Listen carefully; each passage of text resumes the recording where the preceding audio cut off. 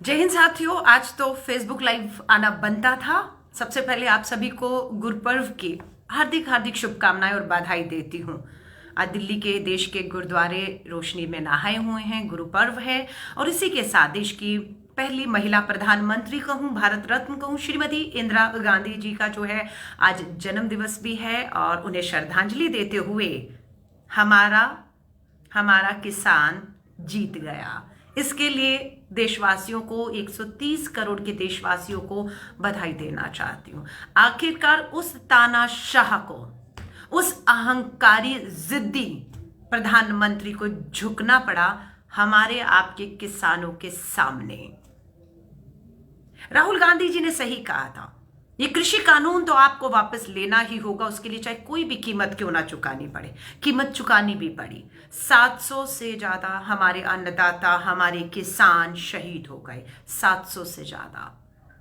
ये वही कृषि कानून था जिसे जून 2020 में अध्यादेश के माध्यम से चोर दरवाजे से पूंजीपति मित्रों को लाभ पहुंचाने के लिए केंद्र की मोदी सरकार लाई थी और यही हम 1 साल तक कहते रहे।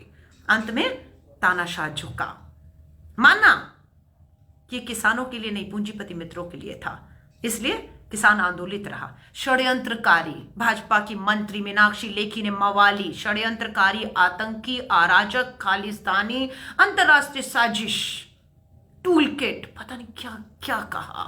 खून के घूंट पीता रहा हमारा किसान और गांधीवादी तरीके से, चाहे सिंघू बॉर्डर हो, गाजीपुर बॉर्डर हो, आप बॉर्डरों पर धूप, बारिश, ठंडी हवाएं, सर्दी, गर्मी, बैठा रहा, हिला नहीं।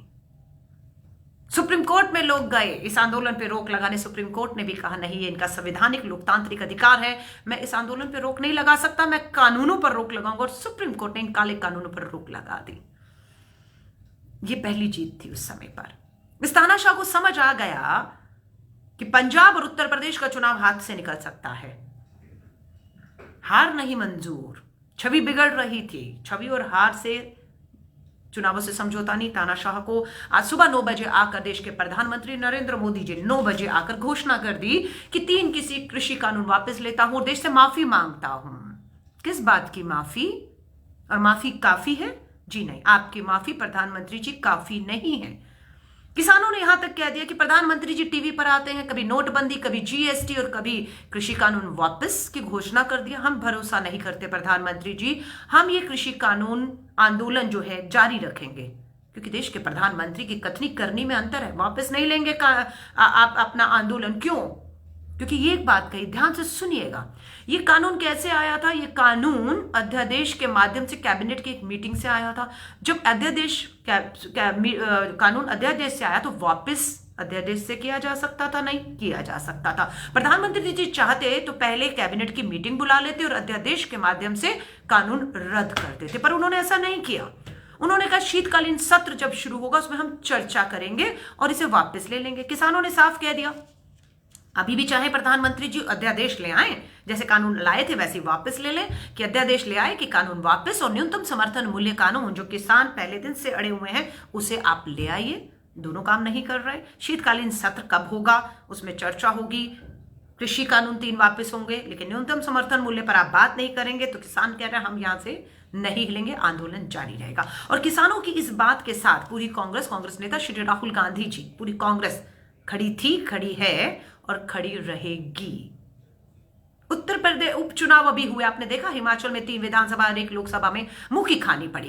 पता लगा हार है, हार मंजूर नहीं नरेंद्र मोदी जी को। कैसे पेट्रोल डीजल के दाम कम किए, 5-5, 10-10 रुपए एक्साइज, जो कहते थे हमारे हाथ में नहीं है, तेल कंपनियां तय करती है, अंतरराष्ट्रीय बाजार तय करता है। उपचुनाव की हार ने पेट्रोल और डीजल पर 5 और 10 रुपए एक्साइज कम करने पर मजबूर करना पड़ा। और अभी भी उत्तर प्रदेश का चुनाव, पूरा पंजाब का चुनाव इन्हें हार साफ दिखा रहा था। इसलिए अब सोचिए, 1 साल से वो अंधभक्त, वो गोदी मीडिया के एंकर जो ये देश को समझाना चाह रहे थे ये एक आंदोलन नहीं, ये एक साजिश है, ये देश की सुरक्षा के साथ खिलवाड़ है, ये देश को बर्बाद करना चाहते, ये टूल किट बना रहे, ये कर रहे, वो कितना बदनाम किया गया इस आंदोलन को।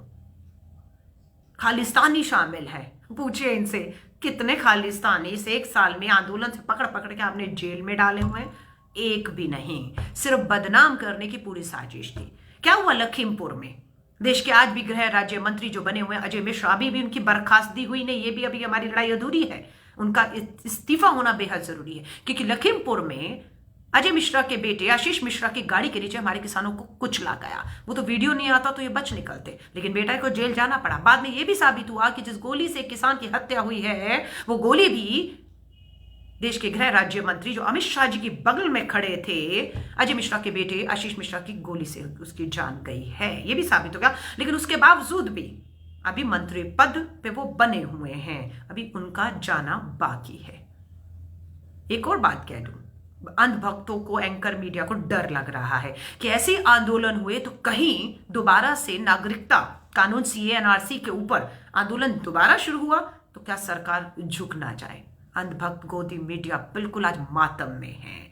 यहां तक किसी ने लिखा कि कहीं ऐसा तो नहीं अब 370 भी कश्मीर के जो हालात बिगड़े हुए हैं, इनसे संभल नहीं रहे हैं और 370 धारा भी हटा दी जाए। लिख कर ले लीजिएगा। हम तो पहले दिन से कह रहे थे कृषि कानून इन्हें वापस लेने होंगे, कोई मानता नहीं था। 1 साल तक इनके प्रवक्ता जा जाकर टीवी में हमसे डिबेट करते थे और आज इन्हें झुकना पड़ा। और जो कहते थे विपक्ष खत्म है, राहुल गांधी तो माफी चाहूंगी कहते थे पप्पू है, आज उस कांग्रेस विपक्ष ने बता दिया कि हम कमजोर नहीं, हम मुट्ठी भर जरूर हैं, कमजोर नहीं है। सदन से लेकर संसद से सड़क तक आंदोलन किया और वही राहुल गांधी ने कहा था कि हम झुका कर रहेंगे और झुके। आज पूरी कांग्रेस नेता श्री राहुल गांधी सोनिया गांधी जी ने कहा है कि पूरे देश की कांग्रेस की इकाइयां कल 20 तारीख को देश भर में विजय दिवस मनाएंगी और किसानों को श्रद्धांजलि देंगी। हमारी अभी भी मांग है, पंजाब की सरकार ने तय किया है, फैसला किया है, मुख्यमंत्री चन्नी जी ने अभी कहा है कि जो किसान शहीद हुए हैं उनके नाम से शहीदी स्मारक पंजाब में बनाया जाएगा। हर शहीद के परिवार को मुआवजा और सरकारी नौकरी भी दी जाने की बात कही गई है। यही उम्मीद देश के प्रधानमंत्री जी से कहते हैं। संसद के पहले शीतकालीन सत्र के पहले दिन आपको देश से और किसानों से माफी मांगनी चाहिए, नंबर 1। नंबर 2, आपको खड़े होकर मौन रहते हुए हमारे शहीद 700 से ऊपर शहीद किसानों को श्रद्धांजलि देनी होगी। पंजाब की तर्ज में भारत की राजधानी दिल्ली के इंडिया गेट पर शहीदों के किसानों के नाम पर शहीदी स्मारक बनाकर उनके परिवारों को आपको उचित मुआवजा और सम्मान देना होगा। ये कांग्रेस की मांग है, हम सबकी मांग है। बड़ा दिन है, मातम है पूरे भाजपाइयों में, उनके सहयोगी दलों में और उनके जो है एंकर गोदी मीडिया के लोगों में खूब, लेकिन जश्न का माहौल सिंगू बॉर्डर पे किसानों में देखा। कम से कम जिनके लोग किसान शहीद हो गए उनके घरों में भी दिवाली नहीं मनी थी, पर आज दिया गुरु पर्व वाले दिन जरूर चलेगा उनकी याद में, जिन्होंने इस आंदोलन में अपनों को खोया है। अपनों को खोया है, ये आपकी और हमारी जीत है। इस बात से ये तय हो जाता है कि जो भी आंदोलन इस देश में, ये गांधी का देश, अलग बात है कि राज गोडसेवादियों का है, लेकिन सच्चाई ये है कि गांधी के देश में आप अगर सत्य, अहिंसा, सच्चाई और न्याय के रास्ते पर चलते रहेंगे, रास्ते लंबे जरूर हो सकते हैं पर जीत आपकी सुनिश्चित है। ये एक बार फिर साबित हुआ है और आपको मैं लिख कर देने को कह रही हूं। उत्तर प्रदेश के चुनावों तक, दोबारा सुनिएगा, एनआरसी और सीए जो कानून लाए गए और 370 ये नहीं हटाएंगे, क्योंकि उत्तर प्रदेश में इसी के नाम पर हिंदू मुस्लिम करके ट्रिपल तलाक, सीए, एनआरसी और 370 पे वोट मिलेगा इन्हें ऐसा लगता है, इसलिए नहीं हटेगा। लेकिन जैसे ये कश्मीर में, जम्मू और कश्मीर में जब लोकतंत्र बहाल करके चुनाव होगा, उससे एन वक्त पहले वहां पर जीतने के लिए 370 भी हटाएंगे, सीएनआरसी भी हटाएंगे। लिख लीजिएगा, ये यूएपीए जो लगाकर जेल में डाला हुआ है, आज भी कोर्ट में सुनवाई चल रही है, याचिका डाली है। 98% मामलों में यूएपी के आरोप साबित नहीं कर पा रही सरकार, साल से लोग जेल में हैं। एक रहिएगा, गुरुग्राम में आज गुरु पर्व है और गुरुग्राम में, नोएडा में, उत्तर प्रदेश और हरियाणा में भाजपा संघीयों की सरकार हिंदू मुस्लिम कर रही है। शांतिपूर्ण तरीकों से लोग नमाज अदा कर रहे थे, इन्होंने अपना गोबर दिमाग से निकाल कर वहां बिछा दिया। लेकिन खुशी है कि लोगों ने, गुरुग्राम के उन लोगों को सलाम करती हूँ और गुरुद्वारों को जिन्होंने अपने दरवाजे गुरु के घर कहें या अपने घरों के खोल दिए कि लोग इबादत कर सकें, दुआएं कर सकें इस देश के लिए, और यही हमारे देश की असली पहचान है। हिंसा रास्ता नहीं, गुटसेवादियों को समझना होगा ये देश बातचीत से चलता है, ये देश सर्वसहमति से चलता है, ये देश तानाशाहियों से नहीं चलता है, ये इन्हें समझना होगा।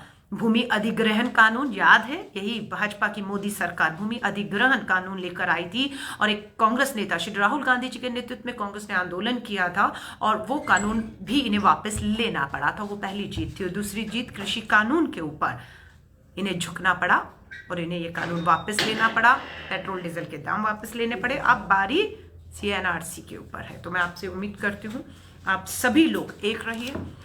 आज का दिन हम सबके लिए बहुत बड़ा दिन है। आपके CBI और ED पर अध्यादेश ला सकती है ये सरकार। कार्यकाल 5-5 साल पर बढ़ा दिया गया क्योंकि हर संवैधानिक संस्था में इन्हें अपने संघी मानसिकता, अपनी विचारधारा को थोपने वाले लोगों को बिठाना है।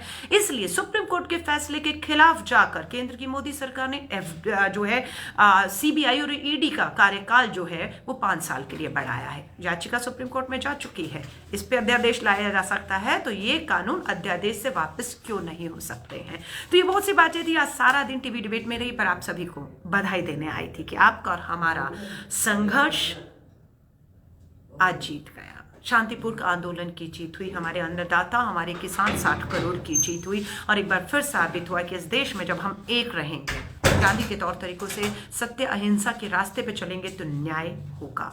तानाशाह झुका है।